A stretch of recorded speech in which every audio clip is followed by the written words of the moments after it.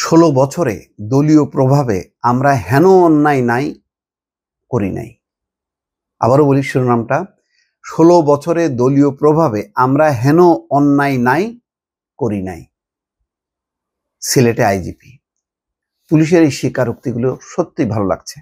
ঢাকার ডিএমপির কমিশনার তিনিও চমৎকারভাবে কিছু, শেখ সুজাত আলী চমৎকার কিছু স্বীকারোক্তি দিয়েছেন। মনে আছে?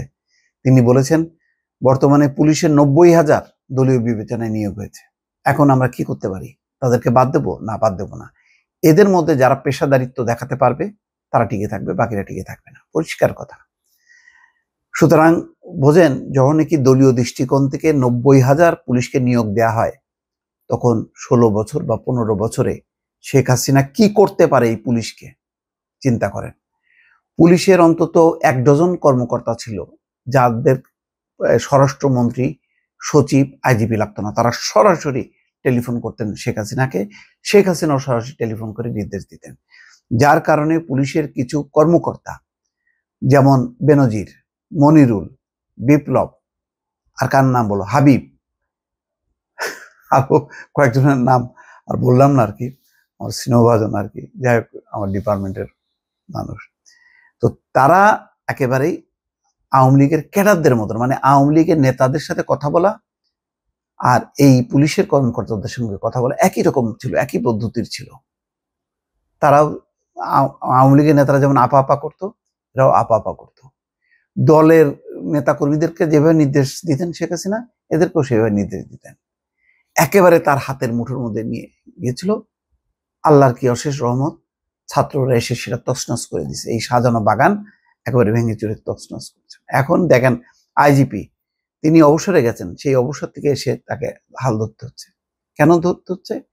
কেননা ঊর্ধ্বতন পর্যায়ে যারা আছে কারোর উপরে আস্থা রাখা যাচ্ছে না, সেই কারণে ওনাকে দায়িত্ব দিয়েছেন। এবং উনি দায়িত্ব নেওয়ার পর চমৎকার কিছু কথা বলছেন, সত্য কিছু কথা তুলে ধরছেন। এই যে ১৬ বছরে দলীয় প্রভাবে আমরা হেন অন্যায় নাই যা করি নাই।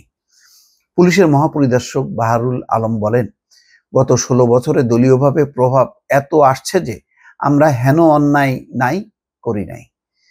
এটা আপনারাও জানেন, আমরাও জানি। এটার জন্য আমরা অত্যন্ত দুঃখিত, অত্যন্ত লজ্জিত। শনিবার দুপুরে সিলেট মহানগর পুলিশ কমিশনারের কার্যালয় সম্মেলন কক্ষে সাংবাদিকদের সঙ্গে মত বিনিময়কালে তিনি এই কথা বলেন। তিনি বলেন, পুলিশ বিভাগ যাতে রাজনৈতিক প্রভাব মুক্ত থাকে এমনটি পুলিশ সংস্কার কমিশনের কাছে দাবি করা হয়েছে। পুলিশের রাজনৈতিক কুপ্রভাব যেন না আসে, সুপ্রভাব আসে। পৃথিবীর ইতিহাসে কোনো পুলিশ এমন নির্মম আচরণ করেনি মন্তব্য করে বাহারুল আলম বলেন, আমাদের মধ্যে সেই রিয়ালাইজেশনটা আসে যখন এসব চিত্র দেখি। যেসব ঘটনা আমরা ঘটিয়েছি, আমার মনে হয় পৃথিবীর ইতিহাসে কোনো পুলিশ এরকম করেনি।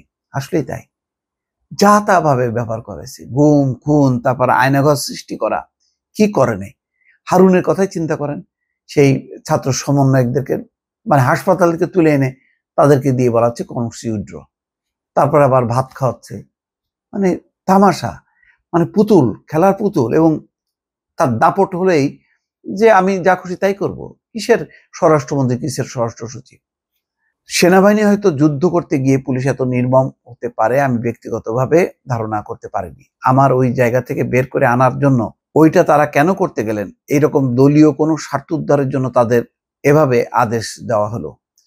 ভূমিকাটা এরকম হয়ে গেল যে মানুষের প্রাণ সংহার করা। আমরা আগে কাউকে অ্যারেস্ট করে নিয়ে একটা মামলা দিয়ে ভেতরে রেখে দিয়েছি, কিন্তু একেবারে গুলি করে মেরে ফেলা, ফর দিস রিজন, এটার জন্য আমার কাছে কোনো জবাব নাই।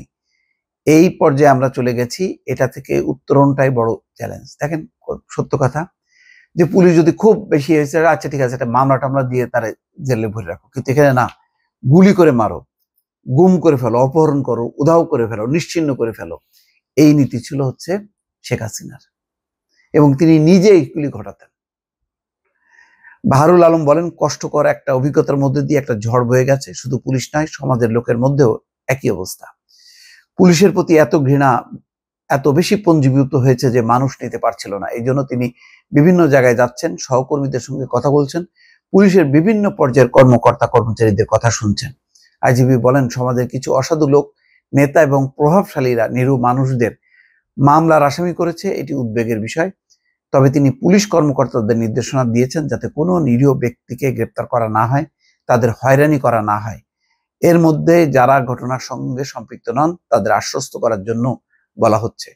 প্রয়োজনে ফোন দিয়ে নিরীহ লোকদের বলা তাকে গ্রেপ্তার করা হবে না, হয়রানি করা হবে না। আসলে এটা করা হচ্ছে। যেমন অনেক সাংবাদিক আমাকে ফোন করেছেন, আমি বলেছি ভাই নিশ্চিত থাকো, তোমাকে অ্যারেস্ট করা হবে না। প্রথম দফায় করে ফেলছে এবং অনেক রকম মতলবে করছে, কিন্তু পুলিশ এগুলোতে যাবে না। এখন তারা কিন্তু আশ্বস্ত হয়ে যার যার কাজ করছেন। তো এরকমই আস্তে আস্তে জিনিসগুলি পুলিশ নিয়ন্ত্রণে নিয়ে আসছেন। লিডারশিপ হচ্ছে বড় কথা, যে এখন পুলিশ হয়তো ভালো একজন লিডার পেয়েছে, সেই লিডার আশ্বস্ত করছে যে খবরদার কোনো ফালতু এতে মানে অ্যারেস্ট করবে না। প্রথম দফায় যা হয়েছে হয়েছে, এটা হবেই। একটা ক্রান্তিকালে এক টার্মোয়েল সিচুয়েশনে এগুলি হতে পারে, কিন্তু এখন আস্তে আস্তে স্বাভাবিক করতে হবে। সেই কারণে নিরীহ কাউকে অ্যারেস্ট করা যাবে না, তার মামলা থাকুক আর না থাকুক। মামলা বন্ধ করার আইন পুলিশের হাতে নেই মন্তব্য করে আইজিপি বলেন, আন্দোলন সংগ্রামী যারা মারা গেছেন তার পিতা বা আত্মীয়কে প্রভাবান্বিত করে যাই সমাজের কিছু অসাধু লোক 10 জনের জায়গায় 1300 জনকে আসামি করেছে। দেখেন কি কথা বললো, যে আন্দোলন সংগ্রামে যারা মারা গেছেন তাদের পিতা কিংবা আত্মীয়কে প্রভাবান্বিত করে, অর্থাৎ তাদেরকে প্রভাবিত করে সমাজের কিছু অসাধু লোক 10 জনের জায়গায় 1300 জনকে আসামি করেছেন। এখন আইন যেটা আছে, কেউ যদি মামলা করে তাকে আমরা বন্ধ করতে পারি না। আমাদের যে প্রচলিত আইন সেটাতে আমরা বলতে পারি না যে আপনি 1300 কেন দিয়েছেন, 3 জনকে দেন। এটা আইনত বলা যায় না। আইন আসলে আমাকে সেই ক্ষমতা দেয়নি। অস্ত্র ও গুলি উদ্ধারের বিষয়ে গণমাধ্যমের সাহায্য চেয়ে বারুল আলম বলেন, সারা দেশে এখনো প্রায় 1500 অস্ত্র উদ্ধার করা যায়নি। মাটি খুঁড়ে অস্ত্র বের করা কঠিন। পুলিশ যদি সমাজের উপকারে লোকের উপকার করতে পারে তখন তারাই অস্ত্রের সন্ধান দেবে। এটা ঠিক। আগে মানুষ যদি মনে করে যে না পুলিশ তার বন্ধু, তাহলে তারা দৌড়ায় যে পুলিশকে খবর দেবে, এটা করেন, ওটা করেন, সেটা করেন, এই করেন, যা করেন সে করেন। কিন্তু আমরা সেই সমাজ পাইনি। দুর্ভাগ্যজনক, আমাদের লোকজন আমরাই খারাপ, আমরা পুলিশকে খারাপ করি। আর খারাপ প্রবণতা আছে, পুলিশ যেহেতু ক্ষমতায় আছে, ফলে মিলেমিশে যায়। এই জায়গা থেকে যদি আস্তে আস্তে মুক্ত করা যায়, এটা একটা সামাজিক এবং রাজনৈতিক সংগ্রাম। এটা সঠিকভাবে করলেই সম্ভব, না হলে সম্ভব না। দর্শক ভালো থাকবেন, আল্লাহ হাফেজ।